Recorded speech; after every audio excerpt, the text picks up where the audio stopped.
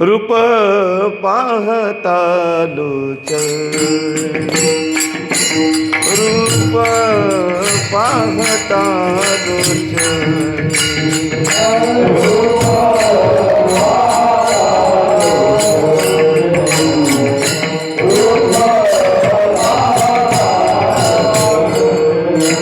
सुख जाने हो साजनी, सुख झाले हो साजनी, साजनी तो हा विठ्ठल बलवा, तो हा विठ्ठल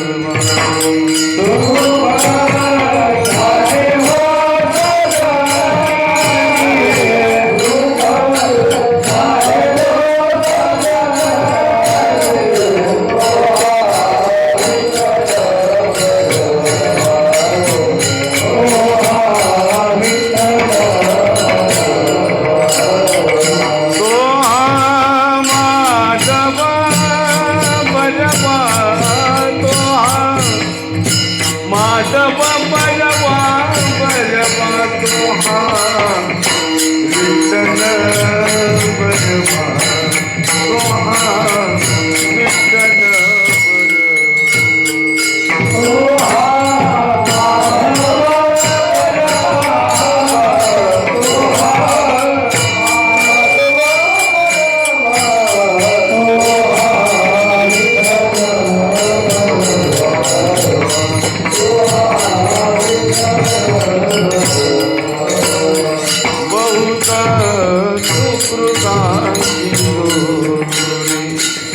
बहुत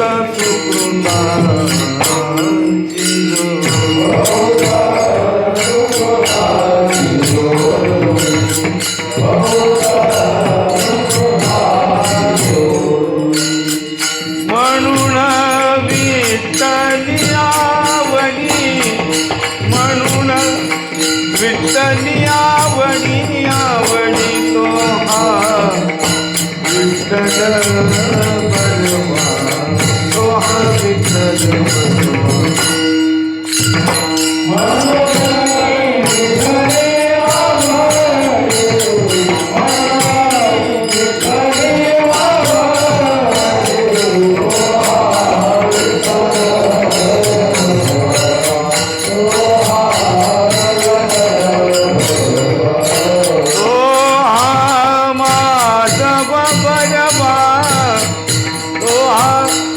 माधव बलवा, तो हा विठ्ठल बलवा, तो हा विठ्ठल बलवा,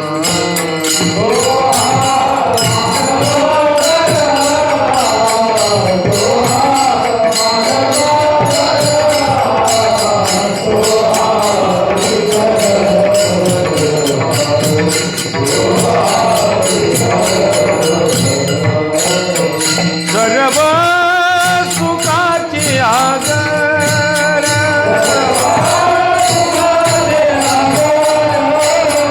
सर्व सुखाची आगर,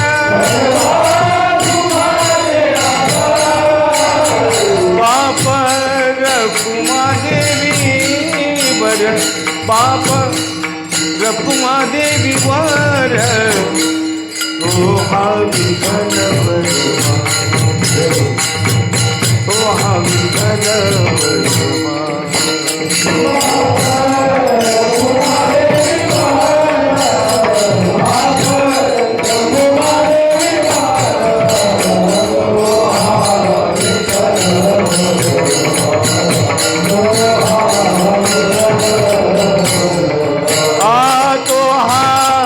माधव बलवा, तो हा माधव बलवा बलवा, तो हा विठ्ठल बलवा, तो हा विठ्ठल बलवा, तो हा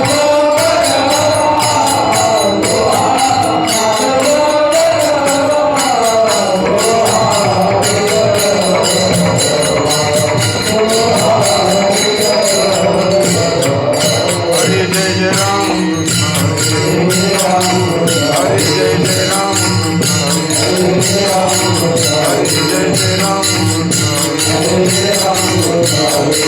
राम कृष्ण हरी जय जय राम कृष्ण हरी राम कृष्ण हरी जय जय राम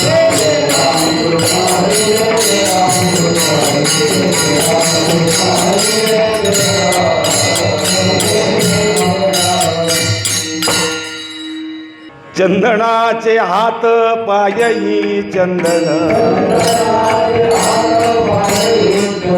चंदनाचे हात पायही चंदन वरसा नाही न कोणी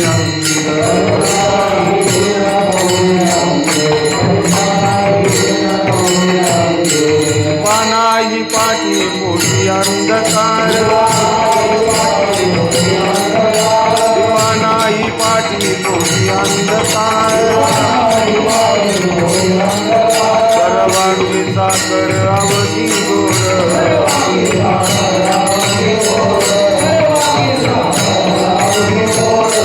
कामणे तैसा सज्जना पासून कामणे तैसा सज्जना पासून आता अवगुण मिळेचिना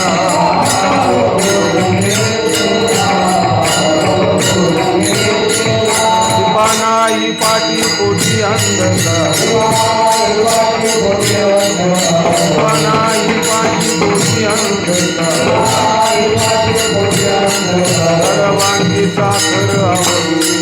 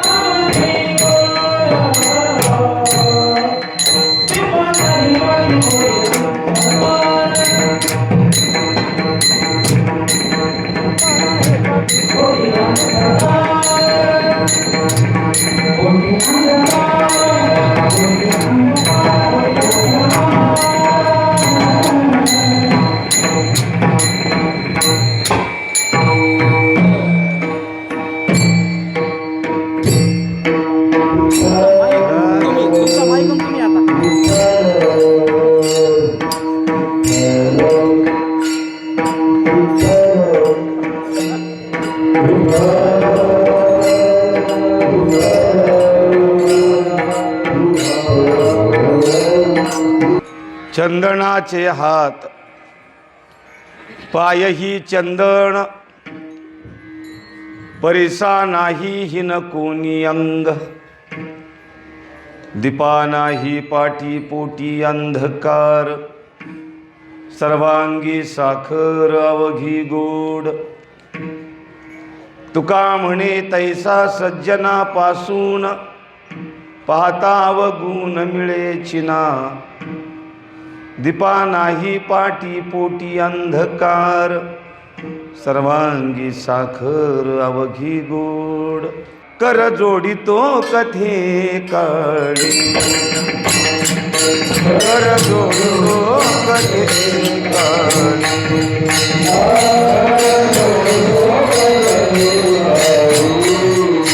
कर जोडितो कथे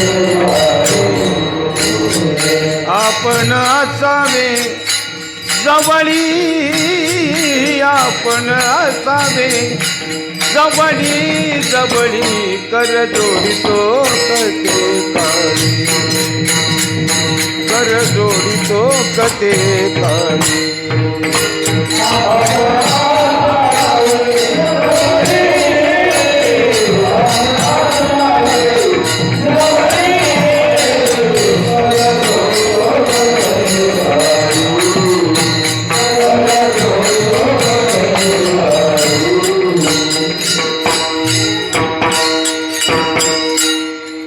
जयांचे केलिया स्मरण होय सकळ विद्येंचे अधिकरण, तेची वंदू चरण श्री गुरूंचे ते नमस्कारोनियात. चंदनाचे हात पाय ही चंदन, परिसा नाही हिन कोणी अंग, दीपा नाही पाटी पोटी अंधकार, सर्वांगी साखर अवघी गोड. सकल संत सज्जन मायबाप, कीर्तन सेवेसाठी निवडलेला अभंग, अभंग कोण्या संतांचा आहे हे सांगणे इतका अज्ञानी समाज या महाराष्ट्रात उरला नाही. आता थोडं पुढं बोलावं. आज ज्यांचा सेवेसाठी घेतलेला अभंग आहे त्यांचं नाव महाराष्ट्रातल्या कोण्या एखाद्या जीवाला माहीत नसावा असा उभ्या महाराष्ट्रामध्ये माणूस नसावा. न जाणू एखादा माणूस असा असेल की त्याला संत तुकोबांचं नाव माहीत नसावं, तो बहुतेक या महाराष्ट्रातला नसावा असं म्हणायला काही हरकत नाही. आदरणीय वैकुंठवासी पूजनीय मारुती महाराज रानमळे यांच्या 8व्या पुण्यस्मरणाच्या निमित्तानं हा असणारा कार्यक्रम या रानमळे कुटुंबीय तथा आदरणीय श्री हरिभक्ती परायण संजय महाराज रानमळे सातत्याने गेले 8 वर्ष तुम्ही पुण्यतिथी साजरी करता. इथं प्रमाण लागू पडेल, कुळी कन्या पुत्र होती जे सात्विक, तयाचा हरिक वाटे देवा. मला ज्यावेळी फोन आला तेव्हा मला खूप कौतुक वाटलं आणि पत्रिका पाहिल्यावर खूप आनंद वाटला मला. त्यांनी पत्रिकेमध्ये लिहिलेलं आहे ते, माझ्या वडिलांची मिराशिगा देवा, तुझे चरण सेवा पांडुरंगा. याच्यापेक्षा पांडुरंग कुठं भेटेल हे मला माहीत नाही. पण गेले सातत्यानं 8 वर्ष या कुटुंबियांनी ही पुण्यतिथी साजरी करावी आणि त्या डौलामध्ये करावी, त्या जोमामध्ये करावी की तिथं कुठल्याही गोष्टीची कमतरता ठेवू नये. ज्ञानेश्वरीचा 9वा-12वा अध्याय असेल, पसायदान असेल. मगाशी मी वाचन ऐकलं, महाराज तुम्ही होता ना? वा, खूप छान, खूप सुंदर वाचन चाललं होतं. वाचकही भरपूर होते. सप्त्याला गावात 7 दिवसात वाचक मिळत नाहीत. व्यासपीठ चालकन 4-5 पोरं त्याला नसल्यासारखी असते ती वाचायला, पण वाचकही खूप चांगले होते. आदरणीय वैकुंठवासी पूजनीय भाऊसाहेब गुरुजींच्यामुळं या भागामध्ये मला सुद्धा गुरुजींनी मोठं प्रेम दिलं लोकांनी. मग गुरुजींच्यामुळं महाराष्ट्रामध्ये मी माझ्या जीवनामध्ये अनेक वक्ते पाहिले, पण गुरुजींना पाहिलं. गुरुजी म्हणजे गुरुजीच होते. असा माणूस होणे नाही, आता होणे नाही. अंकुश महाराज, तुम्ही त्यांची कीर्तनं ऐकली नसतील ऐकली.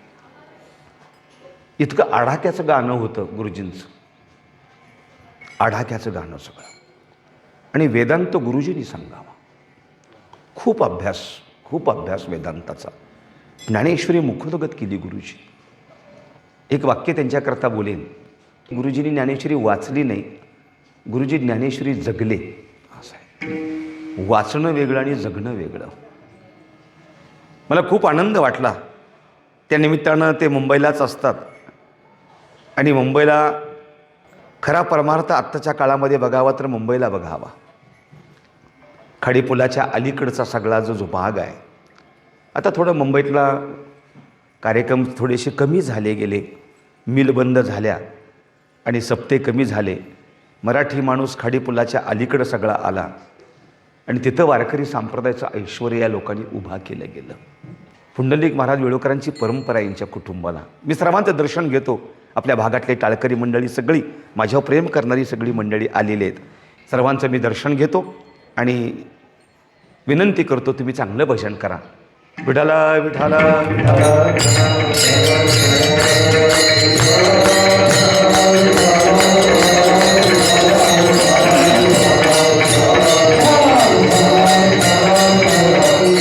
अखिल संत मंडळीमध्ये ज्यांनी जगाच्या पाठीवर जगद्गुरु ही पदवी प्राप्त केली ते देवोचे श्रीमान श्रीमंत जगतवंत जगद्गुरु तुकोबऱ्यांच्या गोड अशा गाथ्यामध्ये ज्या तुकोबऱ्यांनी छातीवर हात मारावा आणि जगताला सांगत राहावं की वेदाचा तो अर्थ आम्हासी चढावा, ज्या तुकोबऱ्यांना वेदाचा अर्थ कळाला गेला, चारही वेद या गाथ्यामध्ये भरावी. सर्वसामान्य माझ्या मराठी भाषिकांना वेद कळणार नाही याची जाण त्या काळामध्ये माझ्या संत तुकोबांना व्हावी. मी आवर्जून मुद्दा मांडतो. वेद विद्वानांना कळतो, वेद पांडित्यांना कळतो, वेद ब्राह्मणांना कळतो, सामान्यांना वेद कळावा याची जाण माझ्या संत तुकोबांना व्हावी. या महाराष्ट्र भूमीला मोठे महान संत झाले एक ज्ञानोबा ते संत तुकोबा. वारकरी संप्रदायाचा मंत्र झाला ज्ञानोबा तुकाराम, ज्ञानोबा तुकाराम, ज्ञानोबा तुकाराम. मर्यादित नाही, वारकरी संप्रदायातल्या प्रत्येक वारकऱ्यांचा श्वास झाला ज्ञानोबा तुकाराम असं म्हणावं. आळंदी ते पंढरपूर, देहू ते पंढरपूर चालणारा वारकरी. यावर्षी तर रेकॉर्ड ब्रेक झाला. अंकुश महाराज ज्ञानोबा आणि तुकोबांच्या सोहळ्याला पाठीमागच्या वर्षीपेक्षा 5 लाख सोहळा वाढलेला होता. ही वारकरी संप्रदायाची क्रांती आहे म्हणायला काही हरकत नाही. महाराष्ट्रातल्या प्रत्येक जिल्ह्यातून, प्रत्येक तालुक्यातून, प्रत्येक गावातून निघणारा दिंडी सोहळा ज्ञानोबा तुकोबांचा सोहळा पांडुरंगाकडे भेटी करता निघाल्यानंतर एकाच गजरामध्ये जातो. त्या गजराचं नाव आहे ज्ञानोबा तुकाराम. हाच गजर आहे, बाकी कोणता गजर नाही. ज्ञानोबा तुकाराम. आणि याचं सगळं श्रेय जर कोणाला असेल तर अंकुश महाराज, आम्ही सातारा जिल्ह्यातली मंडळी, आम्ही खूप भाग्यवान मंडळी आहे. खूप भाग्यवान. याचं कारण मी सहज एकदा कीर्तनामध्ये पुण्याला बोलून गेलो. पुणे जिल्हा खूप भाग्यवान जिल्हा आहे. या पुणे जिल्ह्यामध्ये ज्ञानोबा, पुणे जिल्ह्यामध्ये तुकोबा आणि पुणे जिल्ह्यामध्ये सोपान काका आहेत. लोकांना खूप कुतूहल वाटलं आणि हल्ली टाळ्यांचा काळ आलेला आहे. कीर्तनामध्ये लोक आता टाळ्या हाणतात. खूप लोकांनी टाळ्या वाजवल्या. मी आपलं बघितलं त्यांच्याकडे आणि शांत झालो. हां, मला दीपक महाराज आता आठवलं म्हणून सांगतो. आता तुमच्या अगदी खूप महत्त्वाचा मुद्दा माझ्या पुढं आला.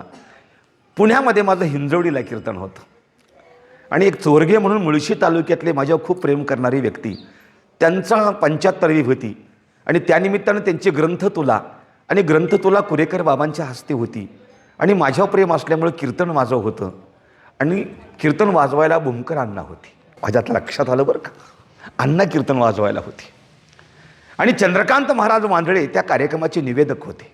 मी बाबांचं दर्शन घेतलं आणि वेणा घेतला. माझं अंग लटलट कापत होतं. मारुती बाबांच्या पुढे कीर्तन मी काय करायचं. समोर इकडं पाहिलं तर अण्णा दिसले. मग तर पायाखालची वाळू सरकू लागली माझ्या. अथांग तो जमलेला समाज आणि मी रामकृष्ण हरी म्हणालो आणि रामकृष्ण हरी संपेपर्यंत मलाच कळत नव्हतं की मी निश्चित रामकृष्ण हरी तालात म्हणतोय का मात्र्यात म्हणतोय का माझ्या रामकृष्ण हरीचं मात्र झालं हेच मलाच कळत नव्हतं. पण चंद्रकांत महाराज वांजळी खूप हुशार माणूस पळत आले, माझा माईक ऑफ केला आणि एक कागद पुढं धरून असं काहीतरी वाचतायत असं माझ्या कानात सांगत होते. संजय महाराज वेळुकर, अहो आज भूमकर अण्णांचा वाढदिवस आहे, त्यांनाही शुभेच्छा द्या म्हणजे जय विठ्ठल चांगलं होईल. संपला विषय. कळालं असेल तर लक्षात असावं तुमच्या. ते आठवलं बरोबर का, आज मला आठवलं ते बरोबर, कारण तुमचे गुरुजी आहेत ते. त्या लोकांनी टाळ्या वाजवल्या पुणे जिल्ह्यामध्ये. ज्ञानोबा पुणे जिल्ह्यामध्ये तुकोबा म्हटल्यावर टाळ्या वाजवल्या.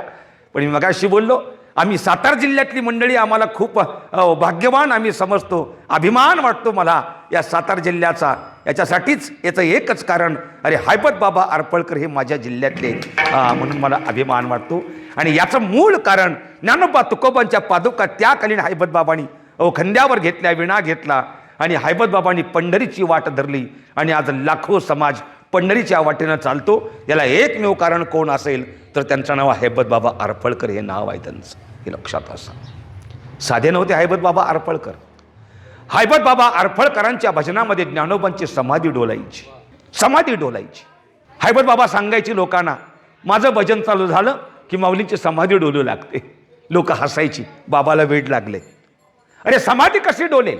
समाधी हा चौकोन आहे, चौथार आहे, दगड आहे, दगड कसा डोलेल? मूर्ती दिसेल ना डोलताना. हल्लीच्या काळामध्ये लोकांना बरंचसं काय काय दिसतंय. गणपती दूध पिताना दिसतो, काही पण दिसायला लागलं लोकांना. समाधी कशी डोलेल? हैबत बाबांनी येताना खिशामध्ये लिंबू टाकून आणलं होतं आबा, आणि मधोमध लिंबू ठेवलं समाधीवर. आणि हैबत बाबांचं भजन सुरू झालं आणि समाधीवरचं लिंबू डोलू लागलं. आणि लोकांनी आश्चर्य व्यक्त केलं. आणि मग कळालं लोकांना, हैबत बाबांच्या भजनामध्ये ज्ञानोबांची समाधी डोलते, समाधी डोलते. साधी नाहीत हैबत बाबा. ज्ञानोबा तुकोबांचा जयघोष करत हा वारकरी पंढरपूरला निघाला. आणि म्हणून मी यावर जो मुद्दा मांडेन, या वारकरी संप्रदायाला ज्ञानोबांसारखी एक आई आणि तुकोबांसारखा एक बाप मिळाला गेला. म्हणून साधका तू माऊली, पिके सारस्वत तुझिया पाऊली, या कारणे मी सावली न संडी तुझी. या वारकरी संप्रदायाला एक माऊली मिळाली. महिला मंडळ, आई वेगळी, माता वेगळी, माऊली वेगळी. जन्म देते तिला आई म्हणावं, संस्कार करते तिला माता म्हणावं, आणि उद्धार करते तिला माऊली म्हणावं. जिनं उद्धार केला ती वारकरी संप्रदायाची आई झाली, आई झाली. तिला ज्ञानाबाई म्हणावं, तिला ज्ञानदेवी म्हणावं, तिला ज्ञानाई म्हणावं, अथवा तिला माऊली म्हणावं. ज्ञानोबराय पुरुष, ज्ञानाई, ज्ञानाबाई, ज्ञानदेवी, माऊली ते तिलाच फक्त म्हणावं. वेदशास्त्र देती ग्वाही,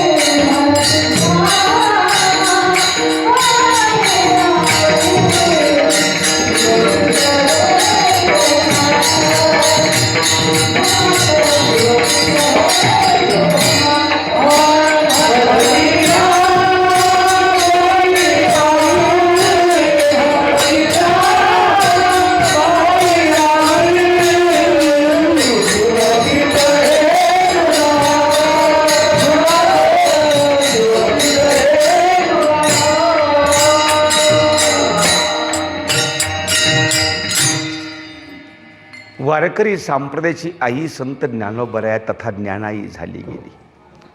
आणि याच ज्ञानोबरायांच्या मुखातले शब्द आहेत.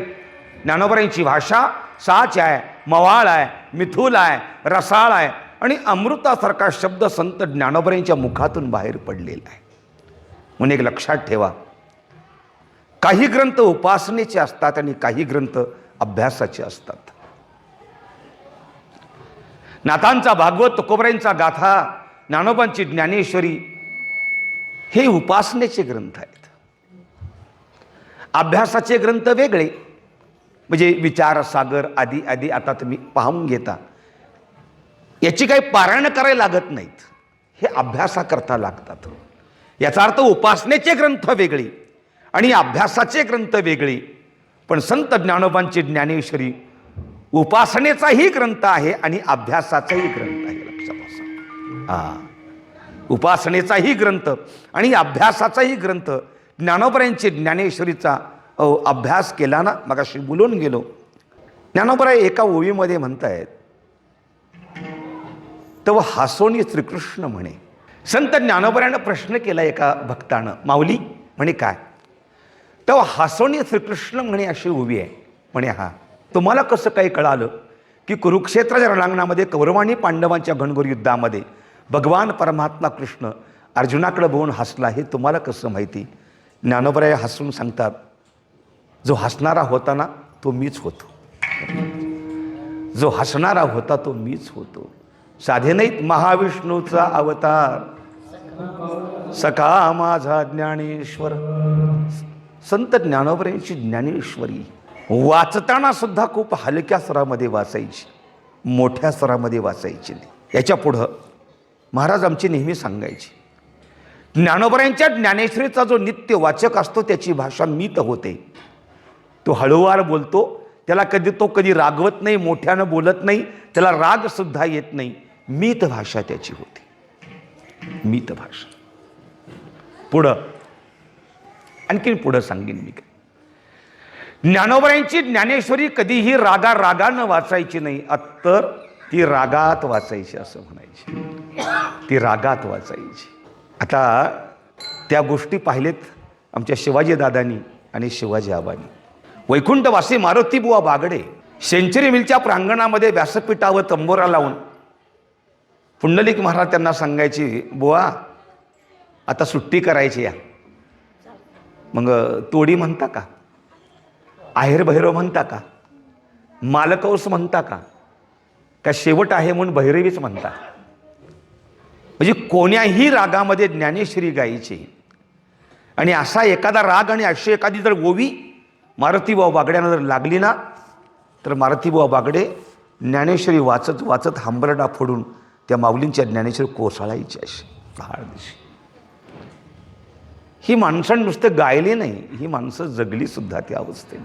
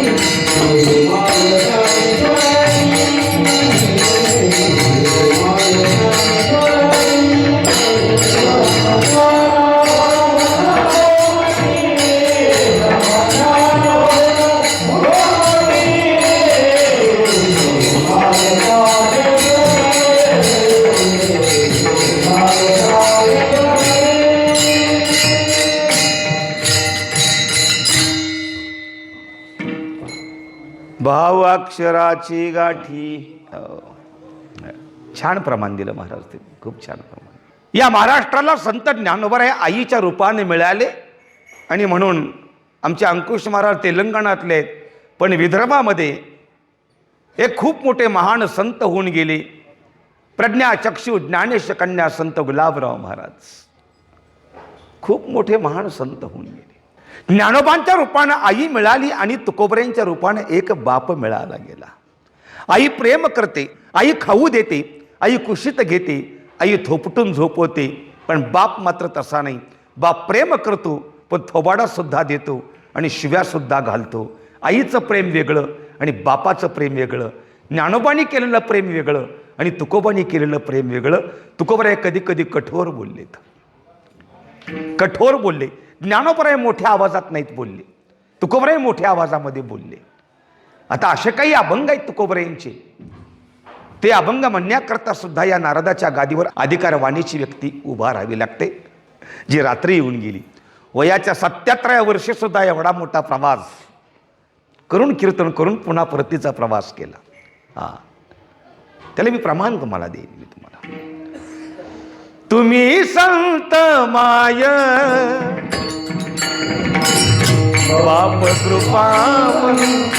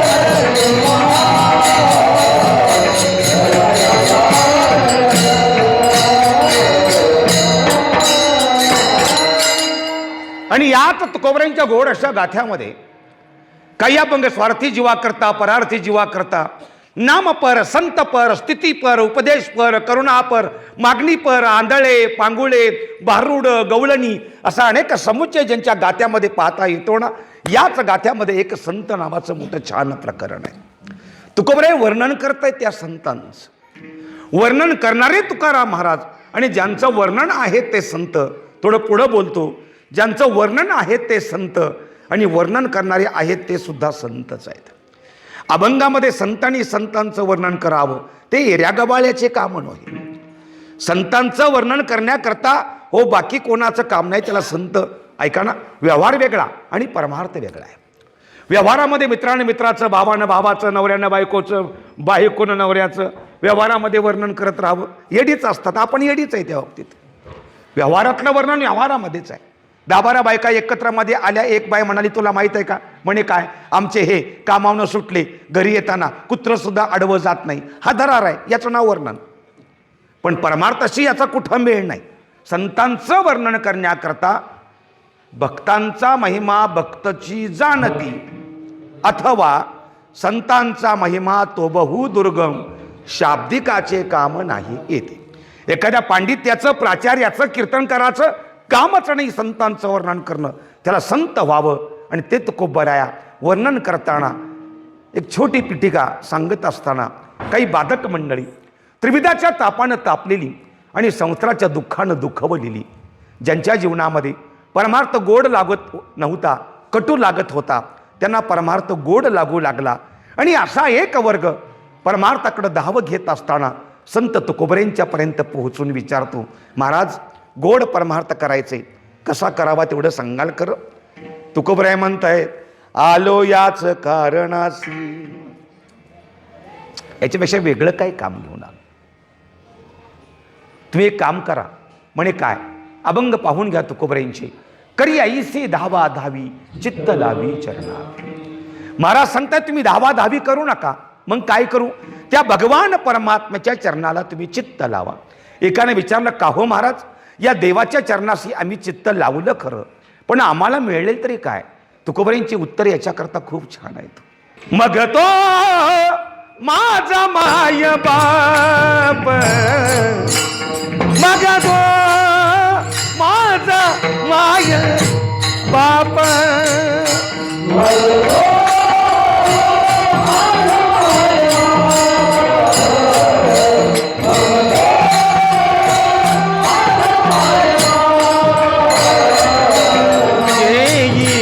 ताप हिरोनी येईल ताप हिरोनी.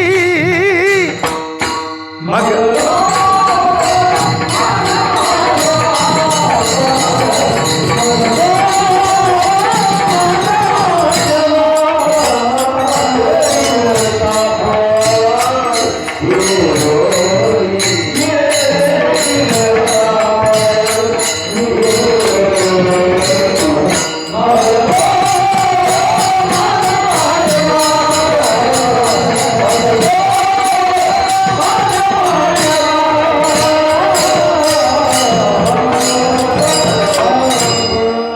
माझा मायबाप काय करेलो?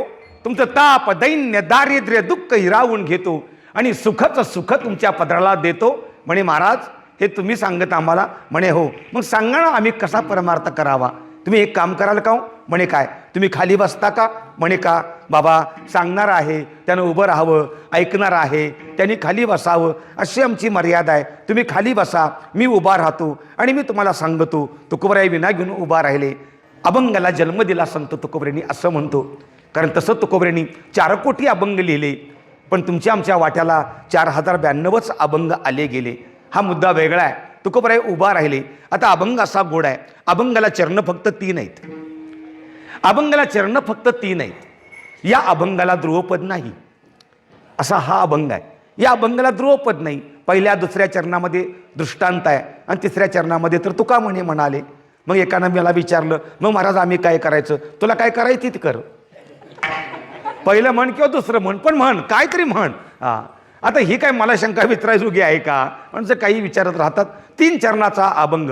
पहिल्या दोन्ही चरणामध्ये 4 दृष्टांत मांडले. पहिल्या चरणात 2, दुसऱ्या चरणामध्ये 2 आणि 4 दृष्टांताद्वारे तुकोबराया संतांना सजवतायत, संतांना रंगवतायत. माझे संत कसे आहे सांगत असताना श्रीमंत संत तुकाराम महाराज या अभंगाचं पहिलं चरण सांगतायत.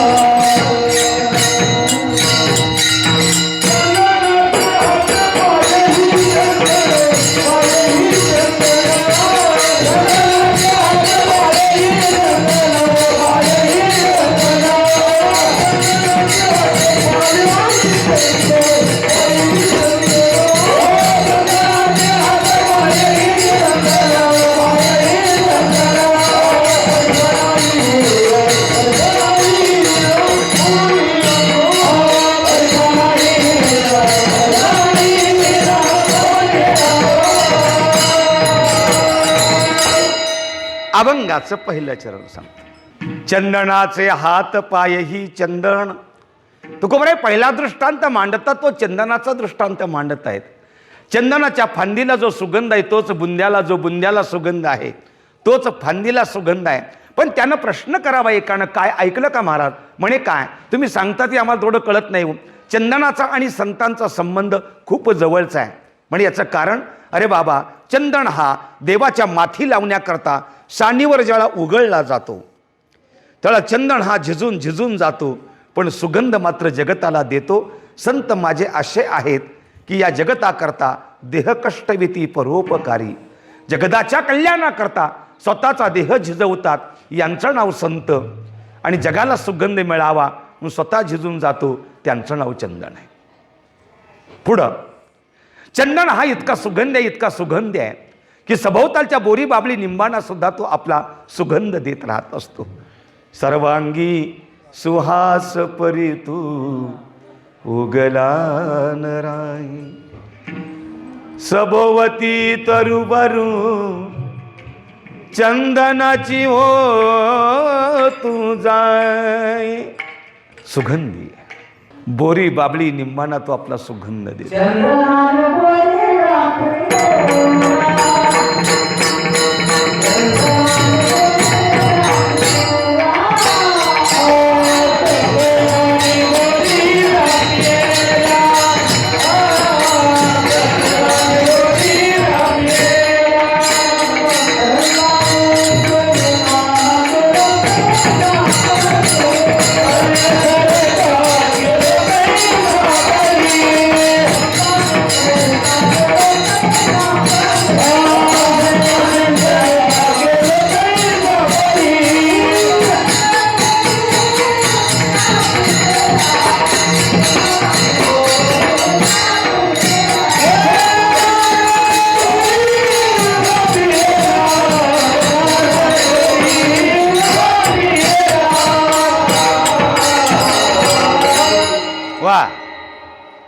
चंदनाने बोरी व्यापिलेल्या. माझ्या दृष्टांताकरता तेवढाच मुद्दा मला उत्तरार्ध पाहिजे अभंगाचा. चंदन त्या बोरीला व्यापून टाकतो. झाडामध्ये अशी एक जात आहे, तिचं नाव आहे बोर. तिला घासून गेलं की ती गुदगुल्या केल्याशिवाय सोडत नाही. तिथं फळ तोंडात टाकावं, किडका असेल, आळी असेल, आंबट असेल, तुरट असेल. अरे म्हणून चंदन असा नाही म्हटला, हे बोरी तू जगाला टोचते ग, मी तुला माझा सुगंध देत नाही असा म्हणणारा चंदन नाही, असे म्हणणारे संत नाहीत. माझ्या संतांच्या संगतीमध्ये असे कित्येक लोक आली, त्यांना संत मी जगाचा स्वानंद आनंद दिला. हो, त्यांचं नाव संत आहे म्हणून तुकोबराय म्हणतायत माझे सकल संत चंदनाप्रमाणे आहेत. आता ऐका, या चंदनाच्या पाठीमागं माझ्या संत तुकोबरायाने एक मोठा अवगुण दिसतो आणि तुकाराम महाराज तो दृष्टांत कमी करतात.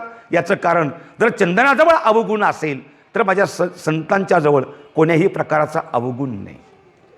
एक परी बुवांच्याकडे अवगुण असेल पण संतांच्याकडे अवगुण नाही. तुकाराम महाराज तिथं मागच सरले आणि दुसरा दृष्टांत मांडला तो प्रथम चरणाच्या उत्तरार्धामध्ये, परिसा नाही ही न कोणी अंग. हो, दृष्टांत परिसाचा मांडला. परिस हा गंजलेल्या भंगलेल्या गटरामध्ये पडलेल्या लोखंडाला त्याचा स्पर्श केला रे केला की त्याचं लखलखीत सुवर्ण होतंय, त्याचं सोनं होतंय. ही ताकद त्या परिसाची आहे. परिसाच्या स्पर्शानं गंजलेलं भंगलेलं गटरामध्ये पडलेल्या लोखंडाचं सुवर्ण होत आहे. आणि याहीपेक्षा माझ्या संतांच्या स्पर्शातली ताकद आहे. माझ्या संतांचा स्पर्श झाला रे झाला की मेल माणूस जित्त उठविल.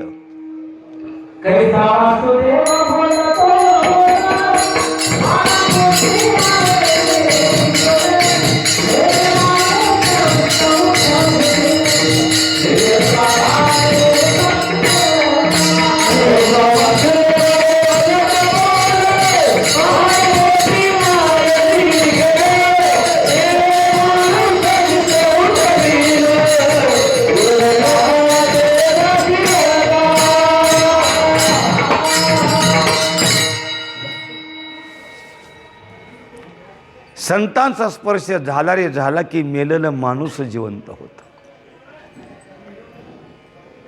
संतांचा स्पर्श झाला रे झाला की रेड्यामुखी वेद बोलविला. संतांचा स्पर्श झाला रे झाला की चालविली जड भिंती. आणि शेवटचा मुद्दा, संतांचा स्पर्श झाला रे झाला की एका मुलीचा मुलगा होतो. ही संतांच्या स्पर्शातली ताकद आहे. स्त्रियेचा तो गेला पुरुष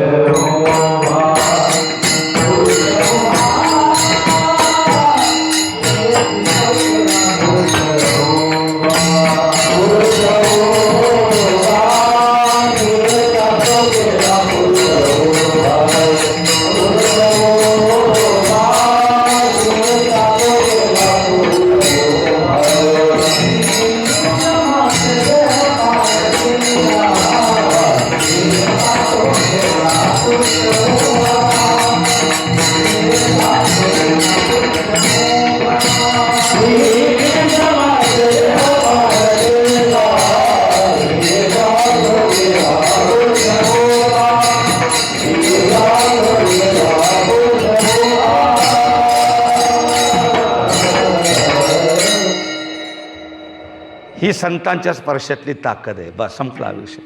अगदी आपण प्रमाणासही सगळ्या गोष्टी देतो, असं काही आपण दंतकथा कुठल्याही प्रकारची करत नाही. परिस हा लोखंडाचं सोनं करतो. संतांच्या स्पर्शानं रेड्यासुद्धा वेद बोलतो. याचा अर्थ परिसापेक्षा माझ्या संतांची खूप मोठी ताकद आहे. पण तुकोबराय मात्र वर्णन करताना म्हणतात त्या परिसाप्रमाणे माझे संत आहेत. कारण तुम्हाला कळावं स्पर्शानं काय घडतं, तसं संतांच्या स्पर्शानं आणखीन काय घडतं. एक दोन दृष्टांत झाले तुकोबरायांचे. एक चंदनाचा झाला, दोन परिसाचा झाला. पण दोन्हीही दृष्टांता पाठीमागं माझ्या संत तुकोबरायांना खूप मोठा अवगुण दिसतो. म्हणून तिसरा दृष्टांत मांडला तो तुकोबरायांनी अभंगाच्या द्वितीय.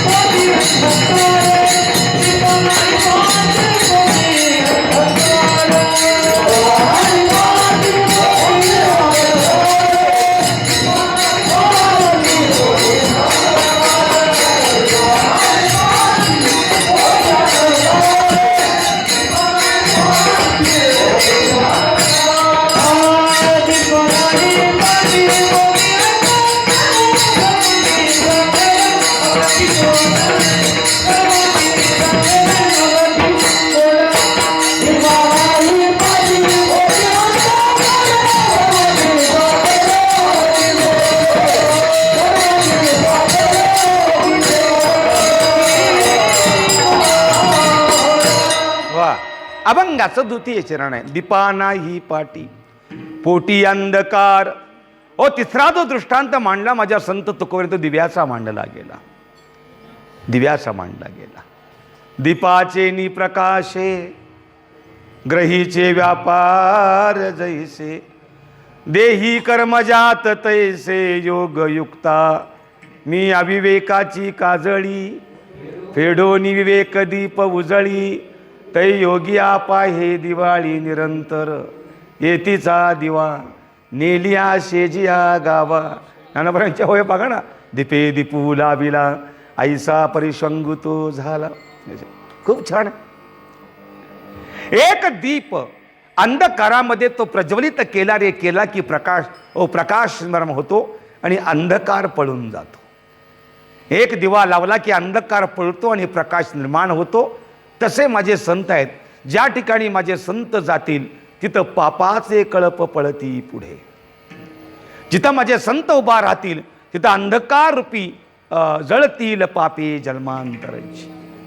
पापे अनंत कोटी गेली त्यांचे. आणि काय सांगावं. अंधकार पळून जातो आणि प्रकाश निर्माण करतो. हे दिव्याचं कार्य आहे. तेच माझ्या संतांचं कार्य आहे. ज्यावेळी माझे संत तिथं जातील तिथं अंधकार रूपी पाप पळून जात असते. पण या दिव्याच्याही दृष्टांता पाठीमागं माझ्या संत तुकोबरांना अवगुणता दिसते. म्हणून चौथा जो दृष्टांत मांडला तो सर्वांगी साखर अवघी गोड. दृष्टांत साखरेचा मांडला. साखर सर्वांगानं गोड आहे. तिला आंबटपणाचं नाही. ती कशी खा, ती कशातही टाका. दह्यात टाकली तरी गोडच आहे आणि चहात टाकली तरी गोडच आहे. साखर दिसे परी गोडी न दिसे ती काय त्या वेगळी असे. साखर ही सर्वांगानं गोड आहे. मग गोड म्हणजे काय. गोड म्हणजे गोडच. एक एवढा विद्यार्थी गुरुजींना म्हणाला गुरुजी साखर गोड आहे. हा बाळा गोड आहे. मग गुरुजी गोड म्हणजे काय. गुरुजी हसले. बाळा गोड म्हणजे गोड. संपला विषय. अहो गुरुजी तसं नाही. म्हणे काय साखर गोड आहे हे मला कळतंय पण गोड म्हणजे काय ते मला कळत नाही. गुरुजी म्हणले इकडे. जवळ घेतला आकर. त्यानं आ केलं. तोंडामध्ये खडी साखर टाकली. खाऊन टाक बाळा. खाऊन टाकली खडी साखर. गुरुजी त्याला म्हणतात बाळा तुला ही खडी साखर कशी लागली. तो एवढा पोरगा म्हणला गुरुजी ही खडी साखर मला गोड लागली. मूर्खा यालाच गोड म्हणतात. संपला. जिथं उत्तर मिळत नाही इथं माझ्या संतांचं कार्य चालू होतं ना. त्याच्या पुढे आणखीन बोलून जातो. संत रोहिदासांच्या चर्मकुंडातलं पाणी अमृतापेक्षा गोड होतं आणि याची चाखण करणारे संत कबीर महाराज होते. हा पोरीनं खूप आग्रह धरला कबीरांच्या की बाबा माझ्या एकदा घरी या ना तुम्ही. लग्न झालं मला जसं लग्न करून पाठवली असं तुमची माझी कित्येक दिवस भेटच नाही. तुम्ही या ना माझ्या घरी जेवायला. आणि मोठ्या हौशेनं कबीर महाराज मुलीच्या घरी निघाले. पण ज्या वाटेनं चाललेले कबीर महाराज भजन करत त्याच वाटेला संत रोहिदासांचं एक छोटंसं घर लक्षात आलं. हे रोहिदासांचं घर आहे म्हणून कबीर महाराज त्या घरामध्ये खाली वाकून आतमध्ये गेले आणि समोर पाहिलं तर रोहिदास महाराजांचा जोडं करायचं काम चाललं होतं. कबीराने हाक दिली रोहिदास महाराज आलो बरं का तुमच्याकडं. अहो काय आनंद झाला असेल. काय आनंद झाला असेल रोहिदास महाराजांना. ओ धावत धावत आले कडकडून मिठी मारून. डोळ्यात घळघळ अश्रू आले दोघांच्या. याचा अर्थ वारकऱ्याला भेटल्यानंतर जो आनंद आहे तो संत कबीर आणि रोहिदासांच्याकडे पाहून कळावा. कोरोनाच्या काळामध्ये 2 वर्ष वारकऱ्याला भेटला नाही. पण 3ऱ्या वर्षी वारी निघाली हे कळालं आणि वारकऱ्यांचा आनंद गगनामध्ये मावत नव्हता. आणि वारकरी आळंदीला प्रस्थानला आला आणि 3-3 वर्षापूर्वी भेटलेला वारकरी ज्याला एकमेकांना भेटला त्याला ओक्साबोक्षी वारकरी रडत होता एकमेकाच्या गळ्यात पडून. महाराज नवं वारकरी यात लय फरक आहेत मोठं.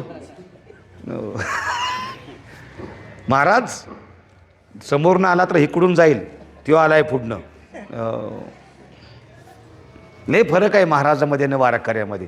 महाराज वारकरीच आहे सगळा असा मुद्दा नाही आणि जे वारकरी आहे ते महाराजच नाहीत हा मुद्दा आहे. जे वारकरी आहेत ते महाराजच नाहीत पुढं बोला. त्यांना कधी महाराज म्हणून घेऊच वाटत नाही कधी त्यांना. महाराज आम्ही एकमेकांनी एकमेकाचं दर्शन घेतलं आणि कबीराने हात धरला आणि बसाई टाकलं. रोहिदासाने हात धरला कबीरांचा, बसाई टाकलं आणि बसा. आणि कबीर महाराजांच्या समोर रोहिदास महाराजांनी मांडी घातली आणि हातामध्ये हात घट्ट धरला. डोळ्यातला अश्रू थांबत नव्हता आणि दोघांचं बोलणं सुरू झालं. दोघांचं बोलणं काय असेल? भगवान परमात्मा पांडुरंगेश्वर काय बोलायचं दोघांनी?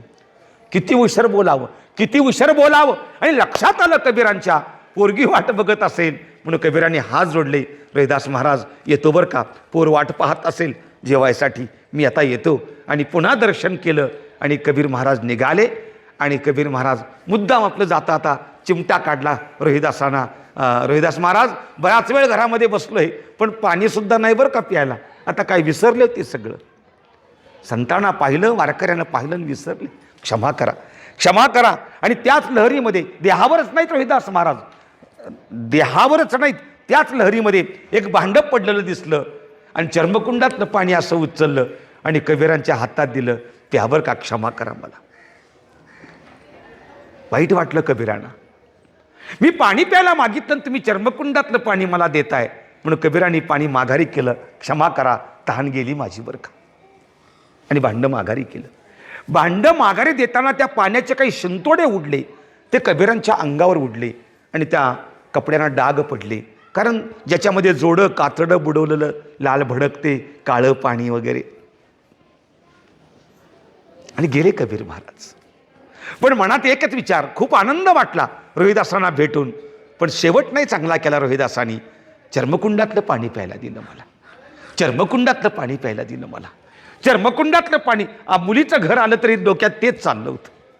आणि पोरीनं अंगावरचे शिंतोडे पाहिले आणि विचारलं कबीरांना, बाबा हे काय? काही नाही ग, रोहिदासांना भेटायला गेलो आणि त्यांनी मला पाणी प्यायला मागितलं आणि मला चर्मकुंडातलं ग पाणी प्यायला दिलं. मग बाबा तुम्ही प्याला नाही ग? तांब्या माघारी केला पण त्याचे शिंतोडे माझ्या अंगावर उडले. बाबा काढून देते, कपडा काढून द्या. तो कपडा काढला, त्या मुलीनं हातात घेतला आणि गंगेला गेली. आणि पोरगी ती धुवत बसली. ते डाग घालवण्याकरता काहीतरी त्या काळामध्ये वापरलं असेल.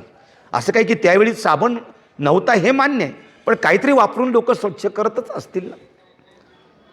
पण तो डाग जात नव्हता, उलट डाग तो फुलायचा. फुलता फुलता त्याचा रंग बदलला आणि लाल पाणी त्याच्यातनं येऊ लागलं. बघता बघता त्या मुलीला एक चांगला सुगंध येऊ लागला. कशाचा वास येतो म्हणून पोरीनं उचललं आणि ते नाकाला लावलं तर त्या डागाचा इतका सुगंध छान येत होता. तिला राहवलं नाही, निश्चित काय असेल, कशाचा डाग असेल म्हणून तिनं हातातलं पाणी लाल झालेलं थोडं जिभेला बोट लावलं आणि चव इतकी गोड होती, इतकी सुंदर चव. पोरीला काहीतरी चमत्कार वाटला. पोरगी पळत आली आणि कबीरांना हाक मारते, बाबा ऐका ना. म्हणे काय? जे तुमच्या अंगावर जे डाग पडलेत ना, हां त्याचा एक वास घ्या बरं. वास खूप कबीरांना छान आला. बाबा थोडी चव घ्या बरं. चवसुद्धा गोड लागली आणि लाजले कबीर महाराज, पळाले कबीर महाराज, धावले कबीर महाराज आणि रोहिदासांच्या चरणाशी नतमस्तक झाले. मिठी मारली पायाला, क्षमा करा मला. चर्मकुंडातलं घाण पाणी म्हणून प्यालो नाही, पण मला आत्ता कळालं की चर्मकुंडातलं पाणी अमृतापेक्षा सुद्धा गोड आहे. चर्मकुंडातलं पाणी अमृतापेक्षा सुद्धा गोड आहे. हे याची चाखण कबीरांनी केली. माझा विषय इथं थांबवतो. साखरेप्रमाणे संत माझे गोड आहेत. मग संत साखरेप्रमाणे गोड आहेत हे कसं ओळखावं? संत चाटले पाहिजेत का? कसं शक्य आहे? बोलावा विठ्ठल, पाहावा विठ्ठल, करावा विठ्ठल, जीवे भावे विठ्ठलामुचे जीवन. अरे ज्यांचं जीवनच विठ्ठलमय आहे, जे चालताना उठताना बसताना बोलताना सुद्धा विठ्ठलाशिवाय काहीच बोलत नाही, ज्यांच्या रोमारोमामध्ये विठ्ठल भरलेला आहे.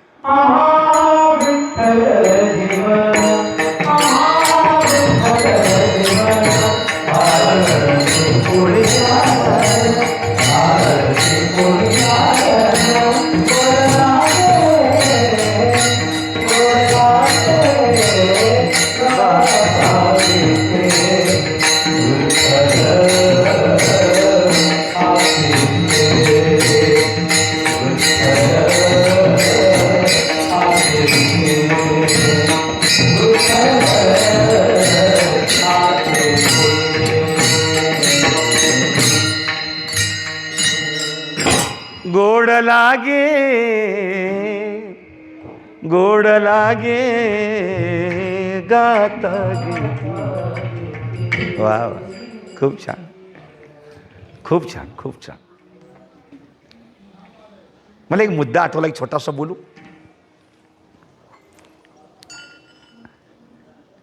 ज्यांचं चालणं, ज्यांचं बोलणं, ज्यांचं ऐकणं, ज्यांचं बघणं विठ्ठल आहे,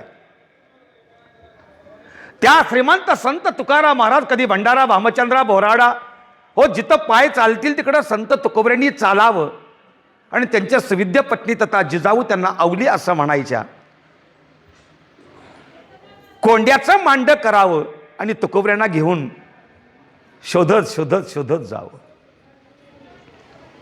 आणि कीर्तनामध्ये ऐकलं की त्या रस्त्याला, दगडाला, मातीला कान लावायच्या. जो रस्ता, जी वाट विठ्ठल म्हणेल त्या रस्त्याने त्या चालायच्या. एक सांगू, त्यांचा एवढा मोठा दरारा होता, एवढा मोठा दरारा होता, दगडाकडे बघितलं दगड विठ्ठल म्हणायचा. दगडाकडे पाहिलं तरी तो दगड विठ्ठल म्हणायचं, ही त्यांची ताकद होती. तुकोबऱ्यांची ताकद वेगळी आणि त्यांच्या सुविद्य पत्नींची ताकद खूप वेगळी होती. हा, सर्वांगानं गोड संत आहेत. मग ऐका, या साखरेच्या दृष्टांतापाठी मग कोण्याही प्रकारचा अवगुण नाही, पण चंदनाजवळ अवगुण आहे, परिसाजवळ अवगुण आहे, दीपाजवळ अवगुण आहे. मग याच्यामध्ये तिघांचे कोण कोणते अवगुण आहेत ते अभंगाच्या मी मुख्य विषयामध्ये सांगतो. आपण एकदा थोडं भजन करा बरं. विडोबार कुमार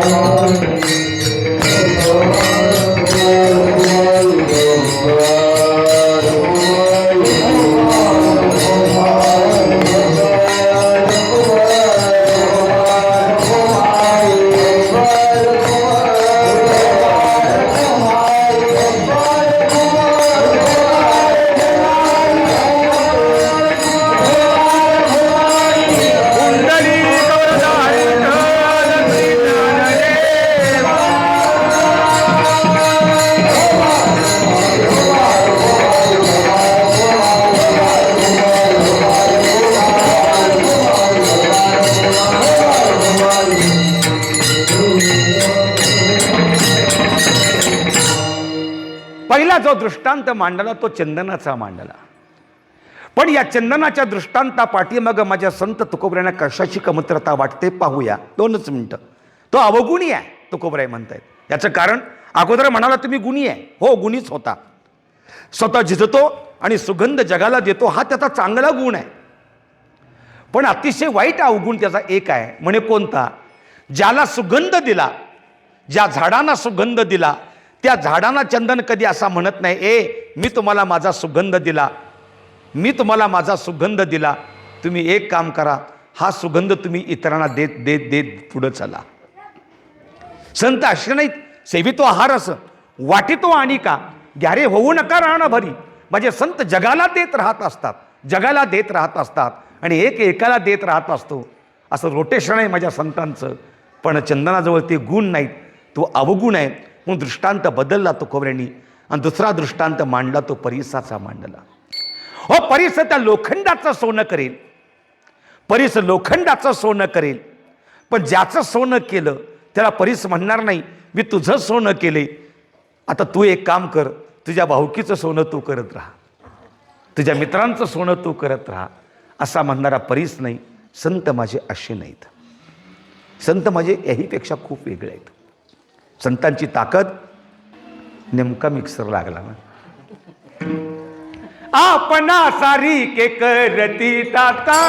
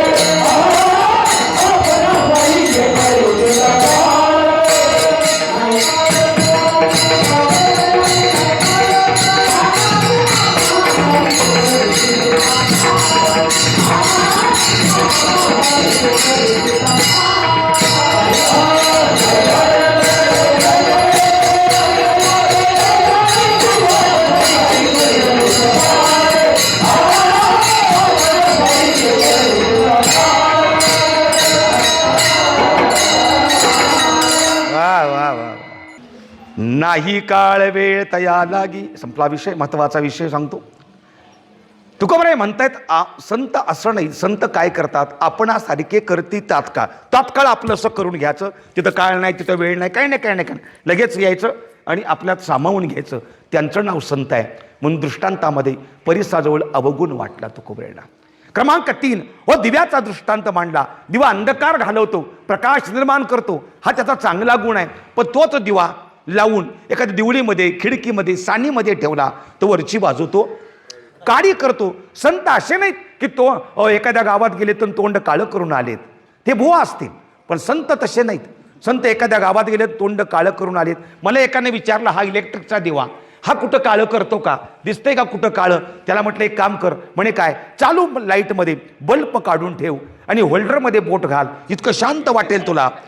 यद्गत्वा निवर्तन्ते तद्धामं परमं मम. नॉन स्टॉप चालणार तू. हो, सावकार जाणारच नाही.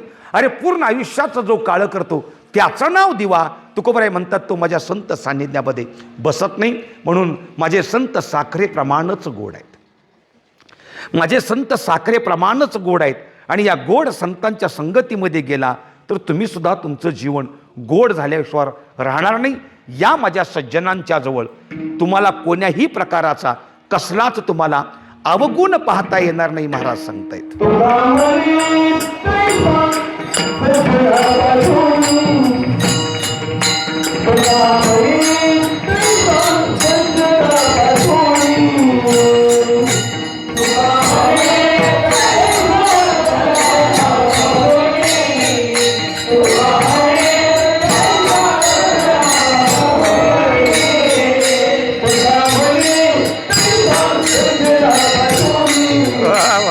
वा दीपकराव.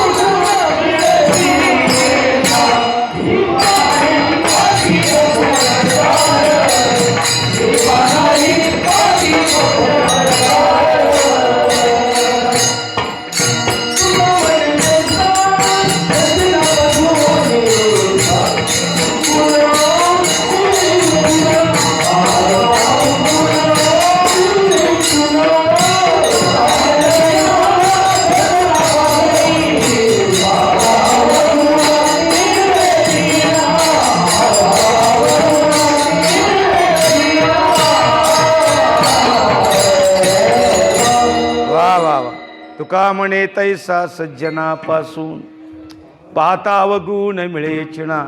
माझ्या सज्जनांच्या जवळ तुम्हाला कोण्याही प्रकाराचा कसलाच अवगुण पाहता येणार नाही, असे माझे संत साखरेप्रमाणे गोड आहेत. ऐका खरं, आज आपण ज्यांची 8वी पुण्यतिथी साजरी करतोय,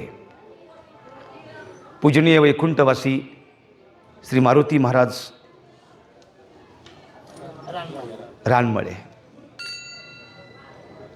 गेले सातत्यानं 8 वर्ष आपण हा साजरा सोहळा करता, हे कुटुंबीय साजरा करत असते.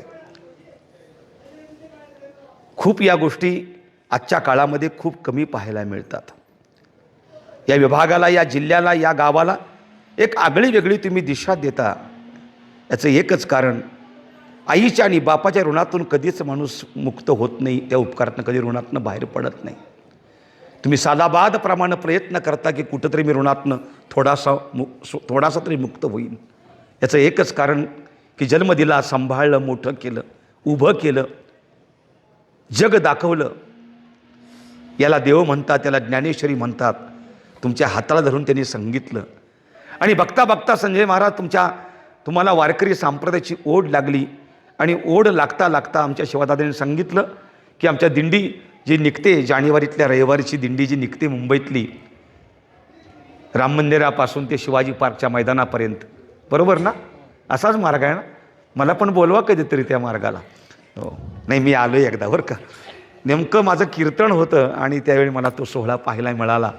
रामेश्वर महाराज शास्त्रींनी त्यावेळी खूप मोठी क्रांती या लोकांनी केली. काय मरे महाराज, मला मुंबईतलं बहुतांशी माहीत आहे सगळं, हल्ली येत नाही तो भाग सोडून द्या. पण त्या निमित्तानं शिवाजीदादा म्हणले आणि परिचय झाला. आणि याच्यापेक्षा त्यांचा माझा जवळचा परिचय म्हणजे पुंडलिक महाराज वेळुकरांचे अनुग्रहित आमचे शिवाजी आबा आणि आबांचे चिरंजीव तथा शंकर महाराज. खूप लहानपणापासून मी खूप त्याला जवळनं पाहिलेलं आहे, जवळ घेतलेलं आहे, मांडीवर बसवलेलं आहे. आणि अनेकदा मला फोन त्यांचे येतातच. पण या कार्यक्रमाच्या निमित्तानं त्यांचा फोन आला, कारण संजय महाराज आणि शंकर ही 2 राशीतली माणसं एकत्रामध्ये आली. ही 2 राशीची माणसं एकत्रामध्ये आली आणि मुंबईसारख्या शहरामध्ये आपलं एक स्वतःचं एक स्वतंत्र विश्व निर्माण करण्याकरता ही मंडळी उभा राहिली. आणि ते विश्व उभं राहत असताना मला कौतुक या दोघांचं एकच वाटतं. मला तुमची टाळी लागेल. मला या दोघांचं कौतुक वाटतं की हे विश्व उभं केलं, एक चांगलं कार्य उभा केलं. आणि करता करता या दोघांनी मात्र विचार केला की आपण दोघंही वारकऱ्यांची मुलं आहोत, आपण दोघांनी एकच करूया. कितीही जरी धावपळ असेल तरी महिन्याची वारी मात्र पंढरीची आपण चुकवायची नाही. यालाच म्हणावं माझ्या वडिलांची मिराश गादेवा. अरे याच्यापेक्षा आयुष्यामध्ये काय मोठं आहे? तुम्ही किती कोटी रुपये कमावले, तुम्ही किती मोठे बंगले बांधले, तुम्ही किती बँक बॅलन्स ठेवला, याच्यापेक्षा तुम्ही परमार्थ किती पद्धतीनं केला, तिथं मात्र तो बघत असतो आणि त्याच तो मोजमाप करून तुमचं आयुष्य ठरवत असतो, तुमचं जीवन ठरवत असतो. फायदा होईल, तोटा होईल, जगराहाटी आहे. पण त्यातून सुद्धा धाडसानं हे कार्य तुम्ही उभा करता. आमचे शंकर महाराज धोंडेवाडीच्या पारणामध्ये 7 दिवस उपस्थित असतात. अंकुश महाराजांना घेऊन असतात. तुमचा विद्यार्थी वाजवतो, खूप गोड पोरगा वाजवतो.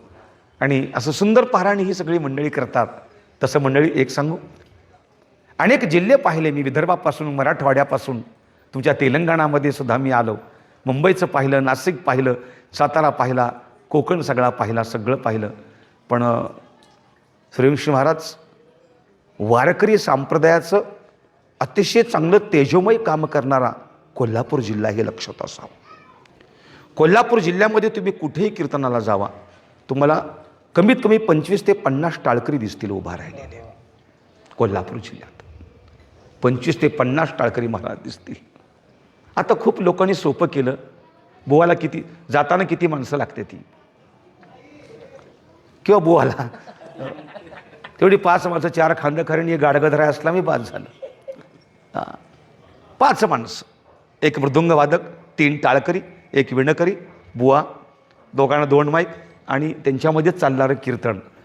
पण या विभागाला फडांच्या परंपरा आहेत, आद्रेकरांची परंपरा आहे इकडं, देहूकरांची परंपरा आहे इकडं, वासकरांची परंपरा आहे इकडं. आणि जास्तीत जास्त वासकरांची खूप मोठी परंपरा सांगली आणि कोल्हापूर जिल्ह्याला खूप मोठी आहे. आणि त्यामुळं मला कोल्हापूर जिल्हा कधी पण कीर्तना करता जा, कुठं पण कीर्तना करता जा, टाळकरी कमी नाहीत.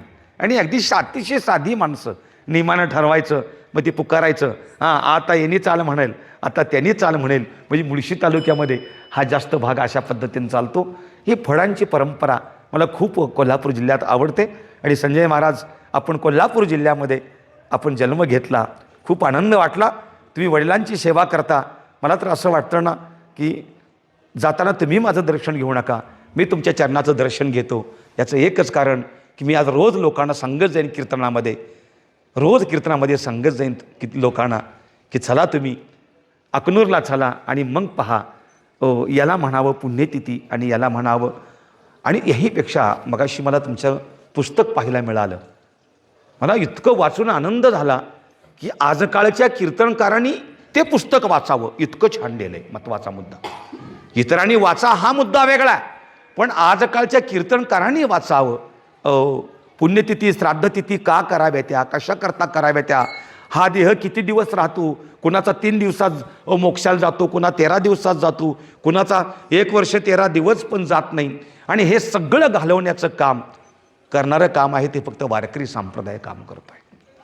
म्हणून मी सुद्धा सांगत असतो, श्राद्धतिथीला कीर्तन का करावं याचं एकमेव कारण ज्याला ब्रह्मवृंद ब्राह्मण मंडळी पिंडदान करत असतात त्यामुळे गडबडीमध्ये एखादा मंत्र चुकतात, मंत्र राहून जातो, एखादा अशुद्ध होतो, एखाद्याला म्हणत पण नाहीत वेळेअभावी, आणि जर ते चुकला, अशुद्ध झाला, म्हणलाच नाही तर तो पिंड मोक्षाशी जात नाही. मग हे सगळं कोण करतं तर दरवाजामध्ये हरिभजन चाललेलं असतं, टाळ वाजत असतो, मृदुंग वाजत असतो, विणा वाजत असतो, आणि त्या आवाजामध्ये तो पिंड एकरूप होतो. आणि बघता बघता अंतकाले च मामेव स्मरणयुक्त्वा कलेवरम तो आत्मा मोक्षाशी प्राप्त होत असतो. हे भगवंतांनी सांगितलं ना महाराजजी, भगवंतानं सांगितलं. आणि म्हणून संजय महाराज, मी तुमचं पुस्तक वाचलं आणि ते पुस्तक मी अनेक लोकांना देणार आहे वाचायला. अरे हे वाचा, त्याशिवाय आई आणि त्याशिवाय बाप तुम्हाला कळणार नाही. म्हणून मी तुम्हाला दंडवत करतो, तुमच्या या कुटुंबियांना ऋण व्यक्त करतो. त्या निमित्ताने ही सगळी गायक मंडळी, या विभागातली टाळकरी मंडळी आहेत, माझ्यासोबत आमच्या शिवादादांच्या गावातले रणजित बापू पवार त्या निमित्ताने इथं आले. तुम्ही सगळी गायक मंडळी आहात. सर्वांचं दर्शन घेतो आणि माझ्या बोलण्याला विराम देताना 12 वाजून 10 मिनटं झाली, कारण पुष्पवृष्टी करावी लागेल आणि तदनंतर पुन्हा प्रसाद तुम्हाला घ्यावा लागेल, म्हणून इथं थांबण्याचा मी प्रयत्न करतो. ज्ञानेश्वर